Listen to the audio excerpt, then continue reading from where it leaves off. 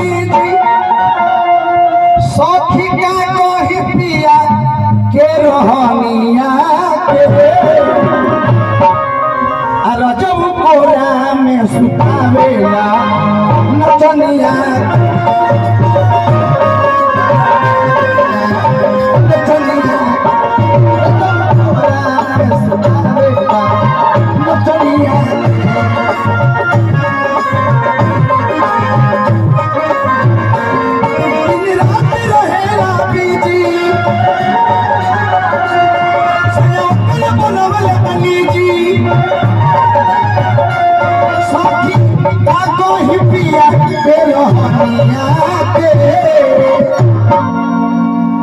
चले दी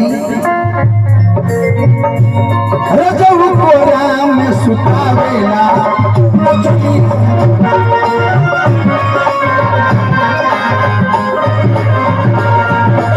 कोरा में सुतावेला नचनिया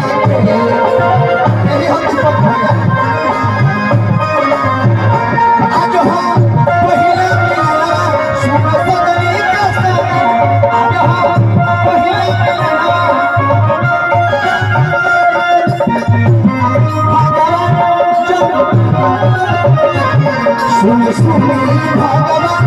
जब बिहार हो खड़ी आज राजा जी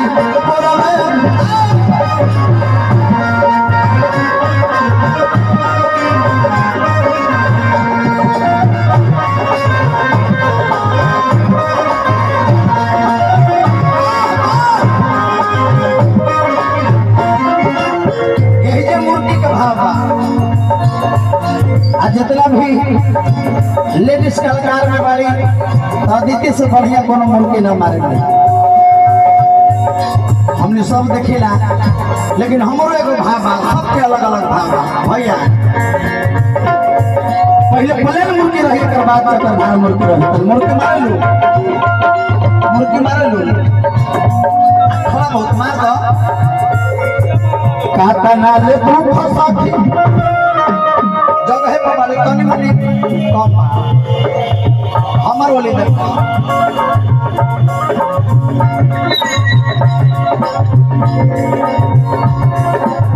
देखो भैया नाल वाले भैया तबला वाले भैया नाल तबला पागड़े छोटी ऑलराउंडर कलाकार भाई रमेश भाई छतराज करता है भाई बहुत बहुत आशीर्वाद का खाता नाल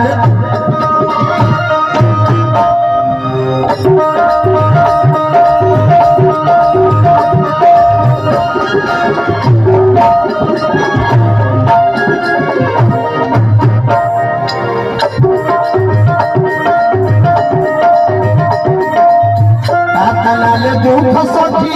स्वयं में बताई भैया मेरा गैया सखिया रोइले पाला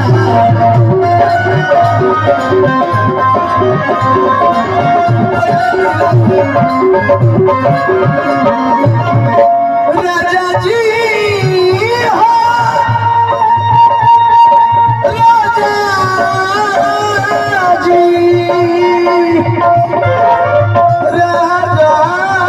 जी राजा राजा राजा जी अरे चाहवा देती जी कितने एगो मूर्ति के भाव करने रहो जानता का करवा के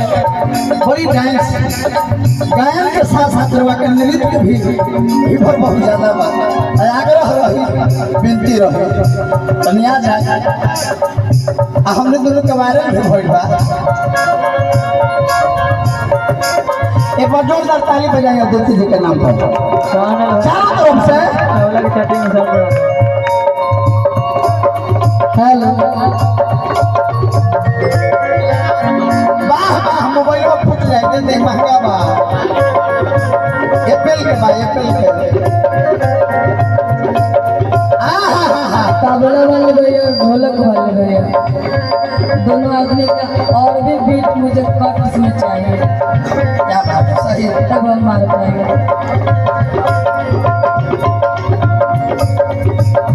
ताली बजाई जोरदार ताली बजाई अदिति राज के नाम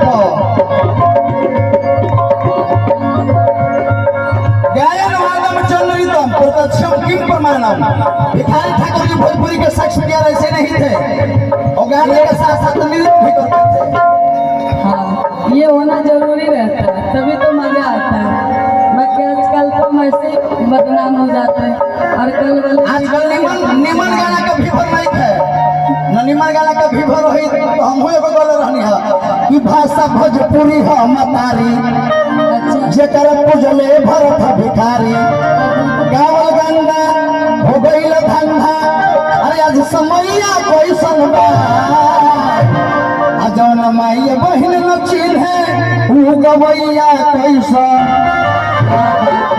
सूर के नूर बबुआ, जिसको सूर का पता नहीं है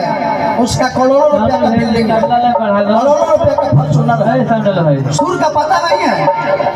एक नया नया गाँव के देखल वाले के पूर्वी मने क्या होता है, निर्गुण मने क्या होता है। ढेर लोग के कह देबो कि झप गावा, ध्रुपद गावा, सही बात। गावे है झप माने पता नहीं कि झप का होला।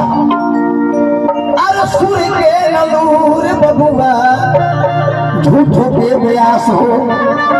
अरे कमरो हिला के कोइला भोजपुरी के नाश हो, गावल गंदा हो गईल धंधा, ई समैया कैसन बा, जवन माई बहिन न चिन्हे ऊ गवैया कैसन। और हमार गीत में दुगोला में रोज गावता नहीं कि कैसन जमाना आ गई, हाय हाय हाय हाय, अरे ढूंढिए पगाना आ गई। इसका अंतर है अशोक भैया,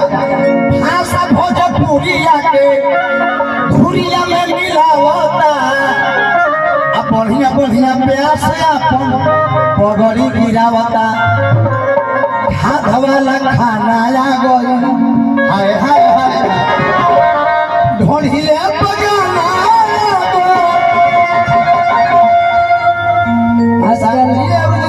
भाषा भोजपुरी के लोग गर्दा उड़ा ही देते हैं। बाकी आजकल का ट्रेंड आ गया है कि ढोरी के पीछे ही लोग लग जाते हैं, इससे हम भी गाए थे। अंतरराष्ट्रीय गायक वाले के ढोली के नीचे शहर लुधियाना बा, अब कौन शहर लुधियाना बा सारा हम जरा प्रदेश कमाए के जाके बताओ तो लुधियाना मत जा, वही जा टैक्सी लेके हाजिर हो जा।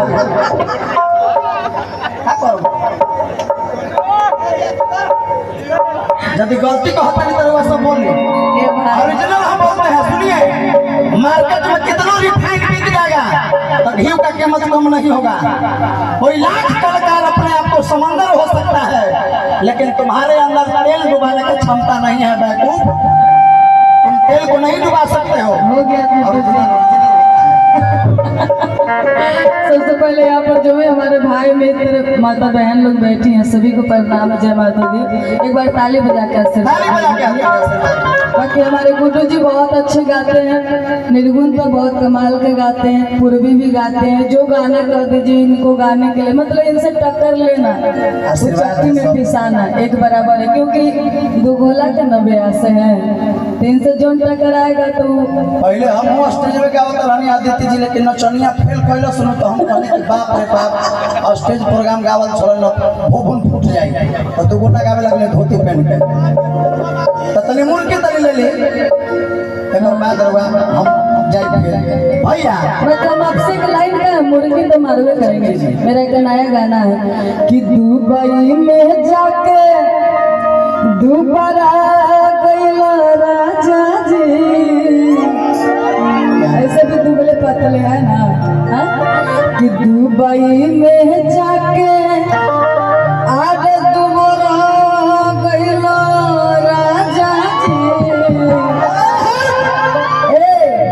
आर कवन सबक पे बताओ कि कवन सबक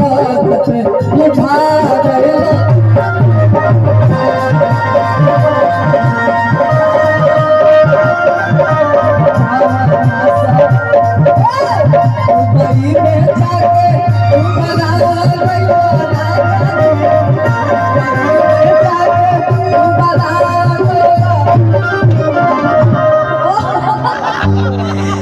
मजा आ रहा है, ताली बजाइए आप लोग, मजा आ रहा है। ये जो मैंने किया ये कथक डांस है,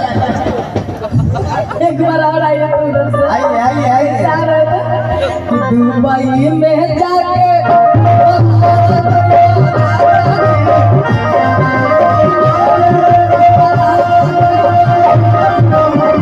बाप रे बाप, ये तो मेहरारू बड़ी बदमाश मिलल बिया दादा। एक ऐसा मेहरारू के नाम में एक पैसा टुकड़ा करके सीमेंट से जाम कर देता रही सब।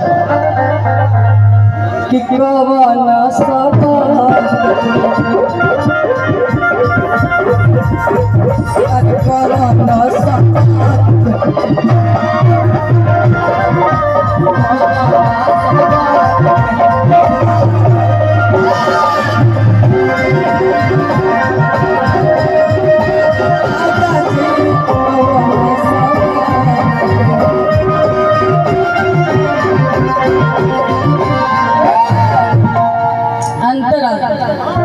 कि घर जब रहत रहा मांगत रह नाश्ता नाश्ता ना देत रहल हो तबे हम दुबई गई नहीं है। एक दिन पकौड़ी चाही अरे एक दिन पसाता अरे कि दुबई सधारण अरे भलाई के राजा जी डफरा के भाव लागल डफरा है तोहरे से मेहरारू कहतारी तो मर्दाना कहता कि काहे खातिर इतना हमरा के दोष देता रो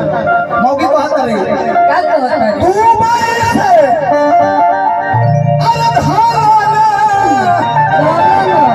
अरे भलाई के राजा जी जखमी जितेंद्र के गीत लिखल है और की चोली के जो बनवा करे भाई के राजा जी चोली के जो बनवा करे भाई के राजा जी एकरा पर बोल आदमी के नाचे के मन करे तो कैसे नचे कैसे नचे हमने तो 4 फीट 5 फीट के 6 फीट के बानी आज बोल रहला 1.5 फीट तो कैसे नाचे कैसे नचे और के चोली के जो बनवा करे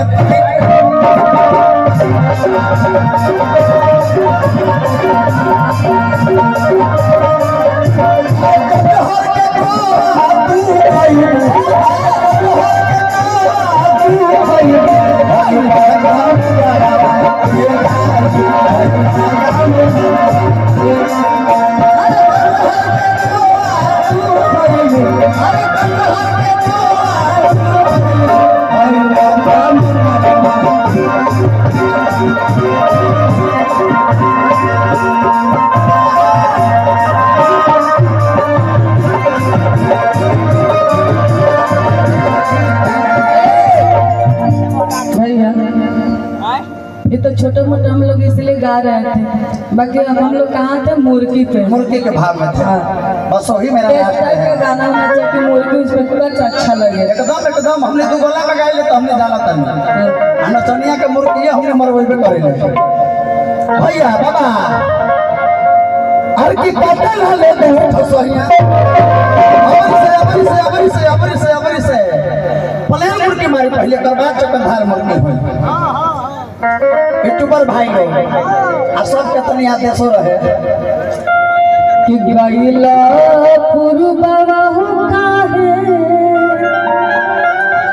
आरे कोइलो न फोनवा हमरे सोनवा सुन कि गईला पुरबवा काहे आरे कोइलो न फोनवा हमरे सोनवा सुन हमरे सोनवा सुन सवात मेरा कैल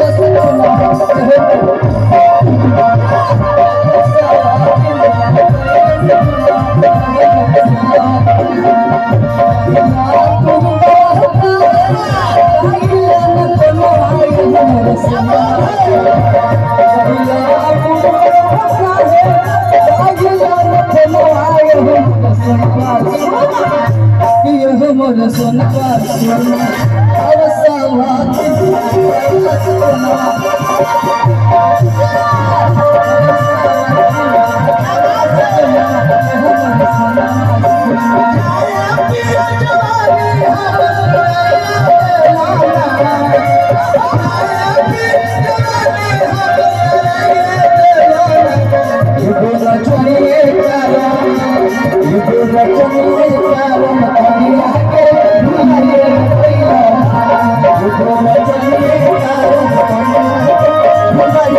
Thank you.